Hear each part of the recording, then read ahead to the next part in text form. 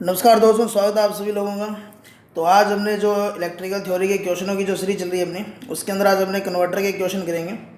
आपको दिखाया गया है कि जो है what is the name of the converter. आपको कन्वर्टर का नाम बताना है इसके अंदर। तो पहला आपको दिया गया मेटल रेक्टिफायर होगा, रोटरी कन्वर्टर होगा, या मर्करी आर्क रेक्टिफायर होगा, सिलिकॉन कंट्रोल रेक्टिफायर यानी कि SCR होगा। तो आप लोग डायग्राम को थोड़ा सा ध्यान से देखें। और ये मैंने आपको बताया भी था कि SCR के अंदर ध्यान रखना कि हाफ वेव रेक्टिफायर की तरह काम करेगा।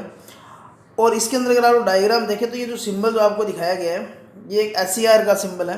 इसका मतलब ये जो है आपका रेक्टिफायर, ये कन्वर्टर जो होगा ये SCR होगा। तो इस क्वेश्चन का क्या रहेगा, डी ऑप्शन क्या रहेगा, करेक्ट रहेगा।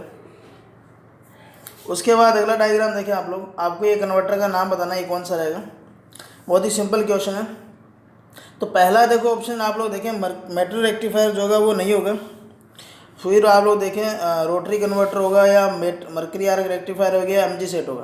तो वो MG सेट भी नहीं हो सकता क्योंकि MG सेट के अंदर दो मोटरें होंगी, और मर्करी आर्क रेक्टिफायर की भी संरचना नहीं है। तो आपका जो राइट ऑप्शन क्या रहेगा, रोटरी कन्वर्टर, इसका क्या रहेगा, करेक्ट आंसर रहेगा। तो रोटरी कन्वर्टर जो होगा इसका करेक्ट आंसर रहेगा। अगला क्वेश्चन देखें। अगला है कि सिंक्रोनस मोटर जो है, इसके ऑपरेशन के लिए DC आपूर्ति क्यों दी जाती है। कि सिंक्रोनस मोटर के अंदर आप लोग देखेंगे तो इसके अंदर DC आपूर्ति जो है यानी कि DC सप्लाई जो है क्यों दी जाती है।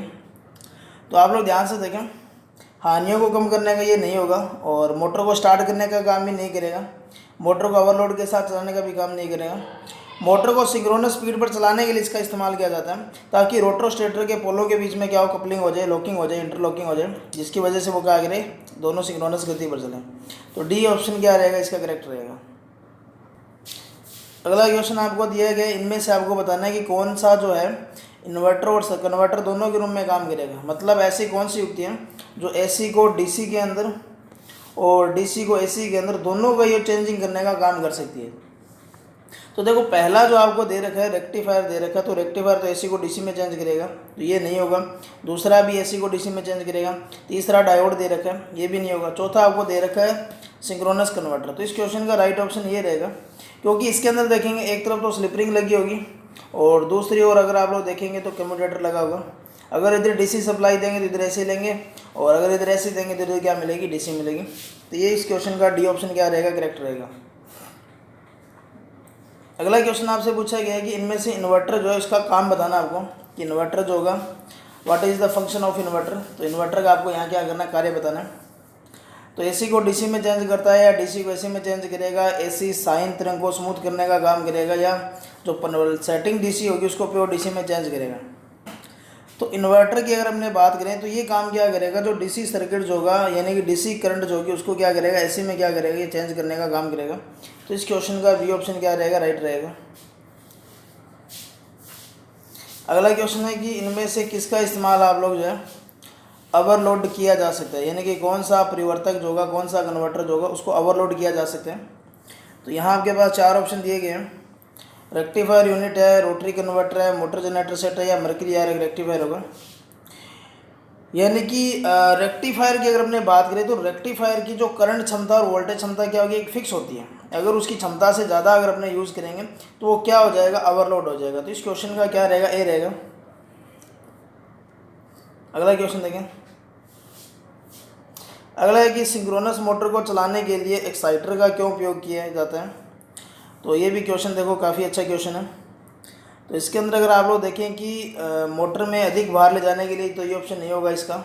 पावर फैक्टर को सुधारने का भी ये काम नहीं करेगा एक्साइटर, और लॉस को कम करने का काम भी नहीं करेगा। Run the motor at synchronous speed, यानी कि एक्साइटर से आप लोग काम क्या करोगे, फील्ड को DC सप्लाई देंगे, जिसकी सहायता से वो काम क्या करेगी, सिंक्रोनस गति पर चल सके। तो इस क्वेश्चन का डी ऑप्शन क्या रहेगा, करेक्ट रहेगा।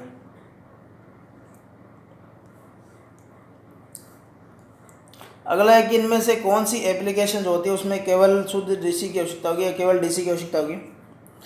तो आपको दे रखे है वोल्टेज को अप करना है, इंडक्शन मोटर को चलाना है, इलेक्ट्रोप्लेटिंग होगा, और एक ऑप्शन और देख लेते हैं, प्रतिकर्षण मोटर। तो देखो आपको मैं यहाँ से बता देता हूँ, इलेक्ट्रोप्लेटिंग जो होगा इसका करेक्ट आंसर होगा। आपने सेल और बैटरी के अंदर ये पढ़ा भी होगा।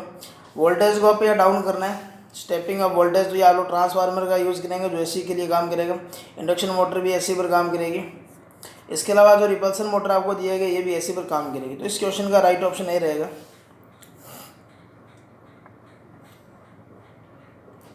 अगला आपको दे रखे कि जो दिष्टकारी जो डायोड जो होता है, ठीक है, दिष्टकारी डायोड में एलईडी को कन्वर्टर के रूप में क्यों टाला जाता है? Why the LED are avoided as converter in rectified diode. तो इस क्वेश्चन का देखिए 4 ऑप्शन आपको दिए गए हैं। हेवी डोप्ड डिवाइस होगी या वेरी लो पावर डिवाइस होगी, design for the light emitting, very sensitive to temperature. तो इस क्वेश्चन को एक बार और देखते हैं। Why the LED are avoid as converter in rectified diode, यानी कि जो रेक्टिफायर डायोड जो होता है, यानी कि एसी को डीसी में बदलने के लिए एलईडी का इस्तेमाल नहीं किया जाता, इसके पीछे कारण आपको बताना है। तो एलईडी जो होती है इसके अंदर आपको पता होना चाहिए कि जो जंक्शन जो होगा जहाँ ये काम क्या करेगी, इसके जो एन क्षेत्र और पी क्षेत्र होगा, वहाँ जब इलेक्ट्रॉन होल आपस में युग्मित होंगे तो वहाँ काम क्या होगा कि उस युग्मन के कारण क्या होगा, हीट उत्पन्न होगी, और उस हीट का इस्तेमाल आप लोग काम क्या करेंगे, प्रकाश उत्पन्न करने के लिए यूज करेंगे। तो इसका इस्तेमाल जो अगर आप लोग देखें, और दूसरी बात ध्यान रखना कि बहुत कम शक्ति युक्ति, वेरी लो पावर डिवाइस, तो इस क्वेश्चन का सी ऑप्शन राइट रहेगा। अगला देखें, अगला क्वेश्चन आपको दिया गया है कि सिंक्रोनस मोटर का मुख्य अनुप्रयोग कौन सा है। तो ये तो बहुत ही सिंपल क्वेश्चन है, अगर आप लोग 4 ऑप्शन ना भी पढ़ें तो भी बिना बहुत देखे भी आप लोग इसका करेक्ट आंसर बता सकते हो कि मुख्य इस्तेमाल अगर आप लोग इन 4 ऑप्शन में से देखेंगे तो आपका क्या रहेगा, पावर फैक्टर रहेगा। तो डी इसका क्या रहेगा, करेक्ट आंसर रहेगा। अगला क्वेश्चन देखें, आपको दिए गए advantage of motor generator set, यानी कि एमजी सेट का आपको एडवांटेज बताना है। ये शोर इन होगा तो ये तो इसका जो है वो गलत आंसर होगा, शोर तो करेगा ये, चलेगी। तो एफिशिएंसी भी आई नहीं होगी क्योंकि 2 मशीनें होगी तो इसमें कॉपर लॉस, आयरन लॉस भी काफ़ी ज़्यादा होंगे। मेंटेनेंस की आवश्यकता भी क्या पड़ती है, ज़्यादा पड़ती है, क्योंकि 2 मशीनें होगी तो मेंटेनेंस भी काफ़ी हाई चाहिएगा। डीसी आउटपुट को आसानी से कंट्रोल कर सकते हो। इस क्वेश्चन का जो राइट ऑप्शन क्या रहेगा, डी ऑप्शन रहेगा आपका। तो 288 नंबर क्वेश्चन का डी ऑप्शन क्या रहेगा, करेक्ट रहेगा। अगला आपको बताना है कि रोटरी कन्वर्टर के भाग एक्स का काम बताना आपको। तो इसका डायग्राम दूसरे पृष्ठ पर होगा। तो आप लोग इसकी स्ट्रक्चर को देखें, और ये रोटरी कन्वर्टर इस साइड अगर आप लोग देखेंगे तो यहाँ जो जोड़ा गया है स्लिप रिंग है, और इस साइड अगर आप लोग देखें तो ये जो पार्ट है ये कम्यूटेटर है। और इस क्वेश्चन के अंदर आपको पार्ट का नाम नहीं बताना, आपके पार्ट के नाम का काम बताना, यानी कि जो पार्ट है इसका काम बताना है। तो कम्यूटेटर जो होगा ये काम क्या करेगा, जो अंदर आर्मेचर के अंदर जो एसी उत्पन्न होगी उसको किस में चेंज कर देगा, डीसी में चेंज करने का काम करेगा। तो इस क्वेश्चन का जो पहला ऑप्शन रहेगा वो क्या रहेगा, करेक्ट रहेगा।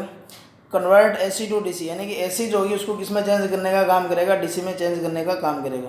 तो इस क्वेश्चन का ए ऑप्शन क्या रहेगा, करेक्ट रहेगा। अगला क्वेश्चन देखें कि डैम्पर वाइंडिंग जो होती है इसका इस्तेमाल जो होता है सिंक्रोनस मोटर में starting, what is the purpose of damper winding in a synchronous motor starting, यानी कि शुरुआत के अंदर सिंक्रोनस मोटर के अंदर डैम्पर वाइंडिंग का इस्तेमाल आपसे पूछा क्यों किया जाता है। तो आपको ये पता है कि डैम्पर वाइंडिंग का जो यूज़ होता है शुरुआत के अंदर अगर आपसे पूछा गया है तो शुरू के अंदर ये काम क्या करेगी, मोटर को सेल्फ स्टार्ट करने का काम करेगी। तो आप लोग इस क्वेश्चन का राइट ऑप्शन देखें क्या बनेगा।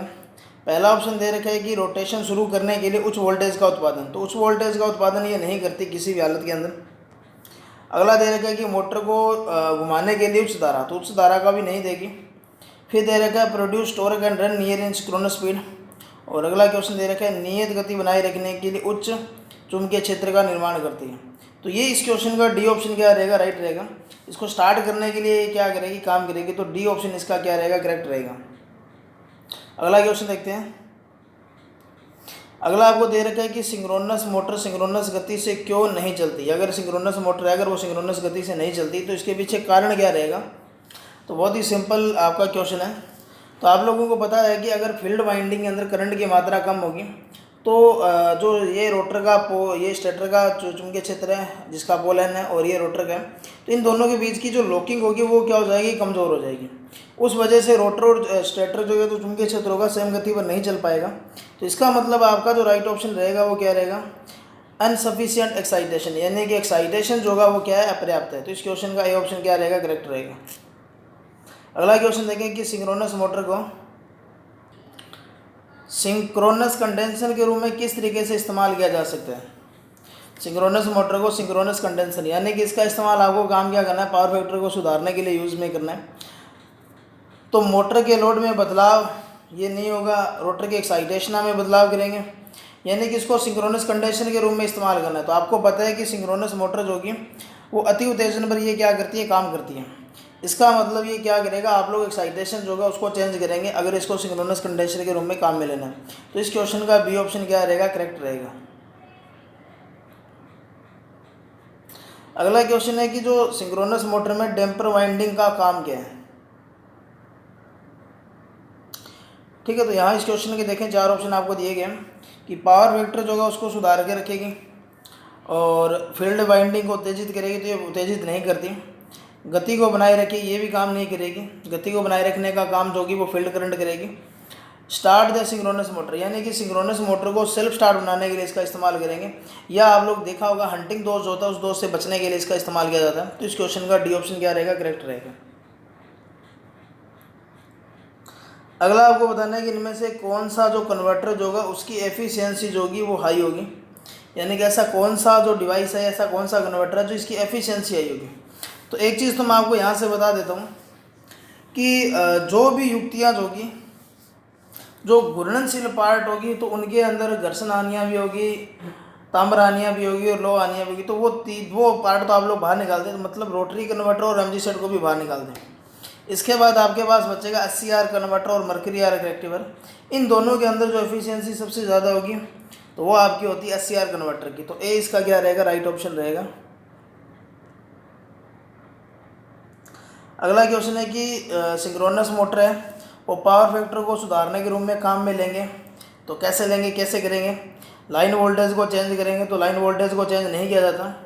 फिर आपको दिया गया है varying the field excitation, field जो होती है उसकी एक्साइटेशन को चेंज करेंगे। तो इस क्वेश्चन का राइट ऑप्शन क्या रहेगा, बी रहेगा। तो ये कुछ क्वेश्चन थे आज की क्लास के अंदर। वीडियो कैसी लगी, वीडियो के बारे में ज़रूर कमेंट कीजिए। और इसके अलावा जैसे जैसे ये सिस्टम आगे चलता रहेगा वैसे वैसे आपको नई नई वीडियो प्रोवाइड करवाती जाएंगे। तो आप लोग वीडियो को ज़्यादा से ज़्यादा शेयर करें ताकि नेक्स्ट टाइम जो क्वेश्चनों का जो संख्या है वो थोड़ा सा बढ़ाया जा सके। तो मिलते हैं नेक्स्ट टाइम। धन्यवाद। जय हिंद, जय भारत।